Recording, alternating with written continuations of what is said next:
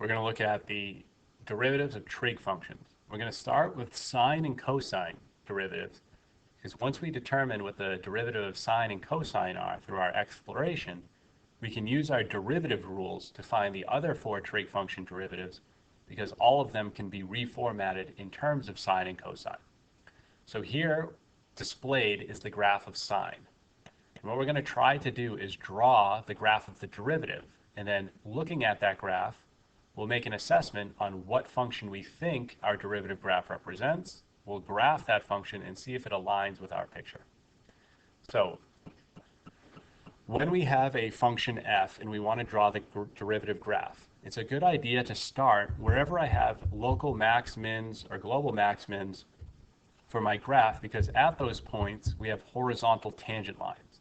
And horizontal tangent lines have slopes of 0. And if the derivative is supposed to represent the slope of the tangent line at a point, I know that my derivative graph will have x-intercepts wherever I have a max or min. So if I draw in some x-intercepts that align with the maximum and minima of our graph, we won't go along the entire graph, but let's just do a couple cycles. So we established some x-intercepts. Now, next, let's look at where the graph of f is increasing. Because if a graph is increasing, that means its rate of change is positive. And if the derivative represents the rate of change, then our derivative graph will be positive wherever f is increasing. And using the same analysis, wherever we have decreasing intervals, we will have a derivative graph that is negative.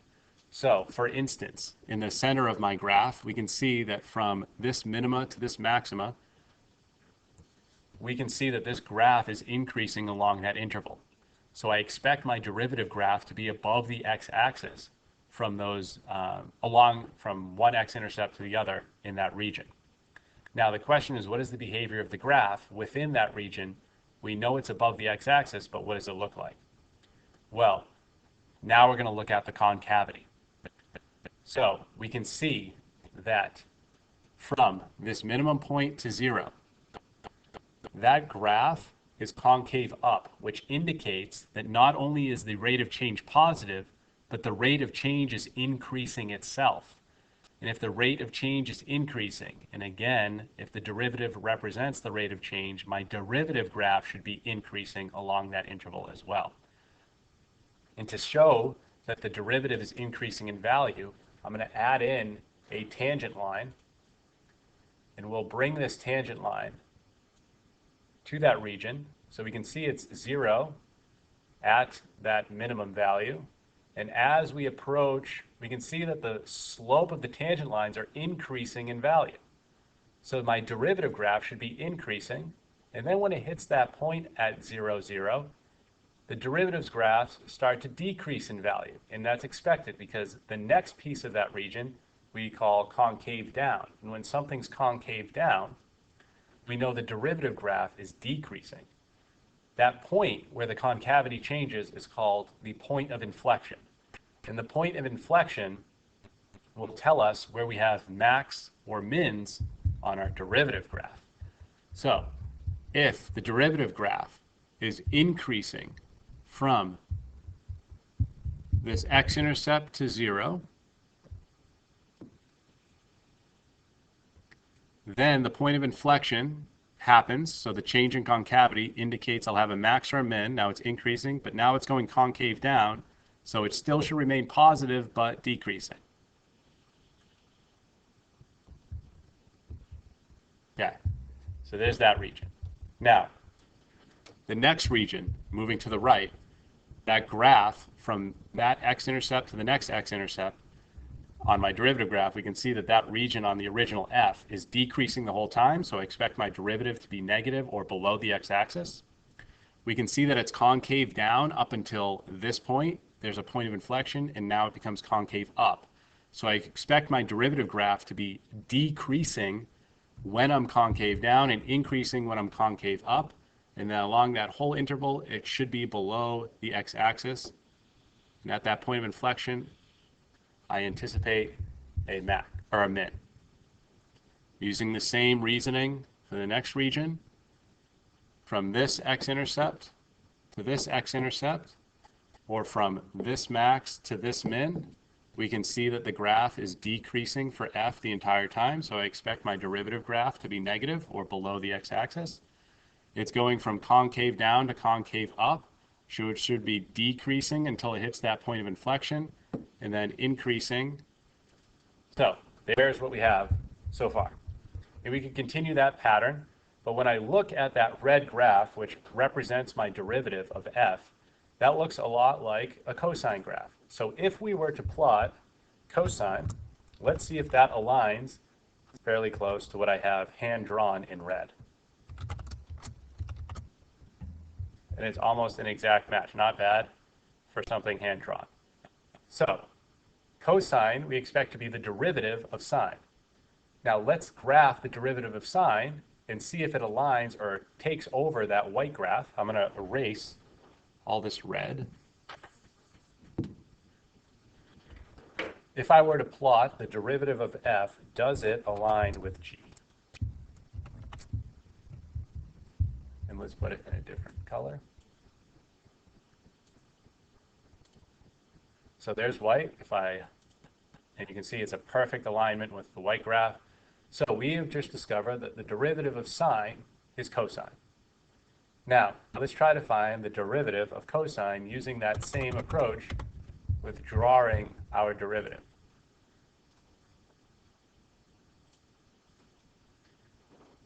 Wherever we have max and mins, we expect intercepts along our derivative graph. Wherever we have increasing f, we expect the graph of our derivative to be above the x-axis. Where it's decreasing, we expect the graph to be below. If the graph is concave up, we expect the graph to increase until that point of inflection where it changes concavity, and then it will decrease. Concave down, it will decrease. Point of inflection, that will increase. We can continue this pattern.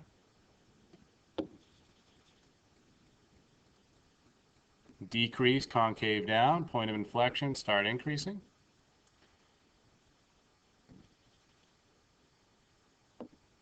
Increasing because it's concave up, decreasing because it's concave down. And again, in this rightmost section, the original f of x graph was increasing in that region, so the graph from that min to max should be above the x-axis, and it is. So there's our picture of our derivative for cosine. Now, that looks kind of like a sine graph almost, so let's regraph sine so you can see. So that's what sine is in blue. It just looks like it got reflected over the x-axis. So we anticipate that the derivative of cosine is negative sine. So let's add in another function, call it h of x, we'll call it negative sine x. And again, that almost exactly aligns with the red drawn graph. Pretty good, okay? Now, let's just see and verify that negative sine is indeed the derivative of cosine. So if I graph g prime, let's see if it takes over this pink graph. It just goes right over the top. So if I plot g prime, let's see if it fills in what is pink. And you can see that that orange graph goes right over the pink graph. So it is true that the derivative of cosine is negative sine. So we have found out the derivative of sine and cosine, so now we can find the derivatives of all of the trig functions using that discovery for each one. So let's do that next.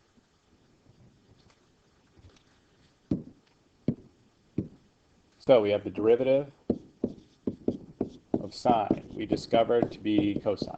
And we found that the derivative of cosine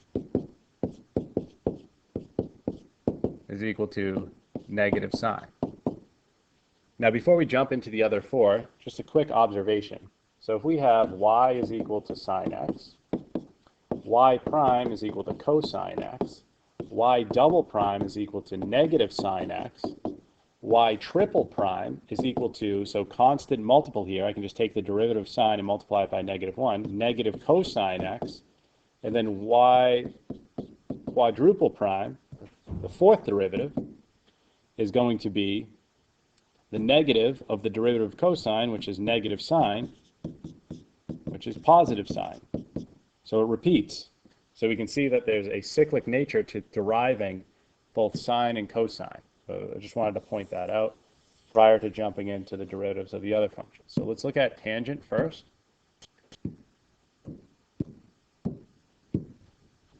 So the derivative of tan x. Well, tangent can be rewritten as sine over cosine. Knowing that, I can rewrite this as a quotient. We can use the quotient rule to figure out, well, what's the derivative of tangent supposed to be? So let's do that. So we're going to do low d high minus high d low over low squared. Simplifying, we'll get cosine squared x plus sine squared x over cosine squared x, which equals 1 over, that's a trig identity, cosine squared plus sine squared equals 1. Cosine squared x. If we don't want that ratio, remember that secant is equal to 1 over cosine. So that means that 1 over cosine squared must be secant squared. And that is the derivative of tangent. So if you ever forget it, just knowing sine and cosine will allow you to calculate the derivative of tangent through the quotient rule. So that's tangent. Let's do cosecant.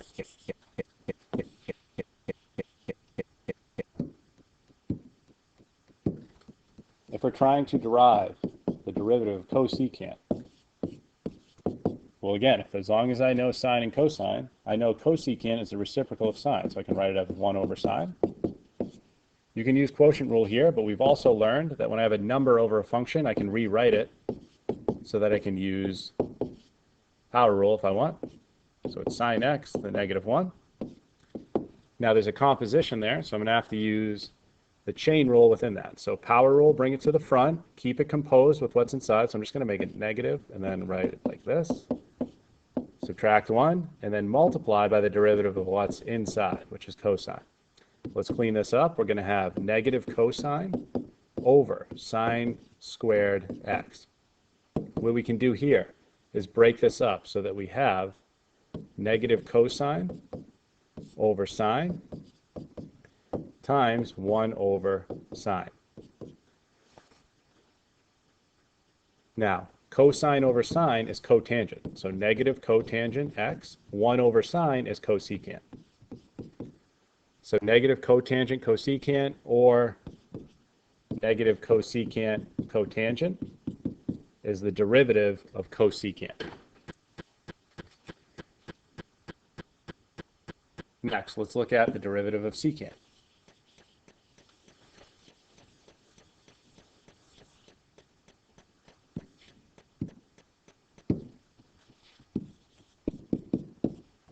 We know that secant is the reciprocal of cosine.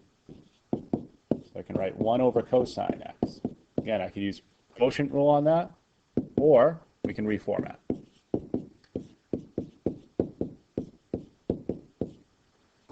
You should see there's a composition within that power rule that has an exponent of negative 1. So we're going to bring that to the front, keep it composed with what's inside, and multiply by the derivative of what's inside, which is negative sine. We're going to clean this up. So negative times negative is a positive sign up top, and we're going to have cosine squared on the bottom. We're going to break this up so that it's sine x over cosine x times 1 over cosine x. Sine x over cosine x is tangent. 1 over cosine is secant. So you can have tangent x, secant x as the derivative of secant, or secant x tangent x. And then lastly, let's find the derivative of cotangent. So as you can probably expect, we're going to reformat cotangent in terms of sine and cosine because we discovered what those two derivatives are. So let's look at cotangent. Cotangent, we're really calculating the derivative of cosine over sine. Quotient rule, I don't have a choice of reformatting. Well, we could reformat and use product rule, which would be interesting, but let's just do quotient rule. It seems the easier approach here. So low, d high, minus high d low over low squared.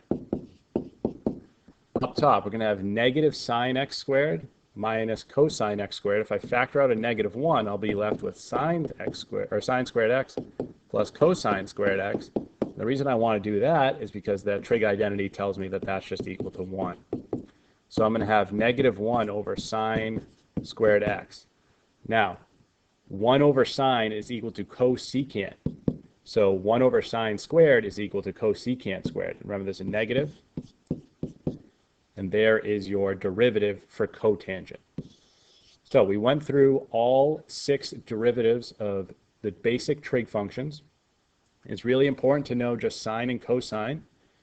Through that, if you ever forget the other 4, you can always derive them in the way I showed you here, using our rules that we've discussed previously. However, it is much quicker and much more efficient if you just memorize those 4 other derivatives: tangent, cosecant, secant, and cotangent. But it's also worthwhile to know and valuable to know that if you ever do forget, they didn't come out of thin air, and you can calculate them on your own if necessary.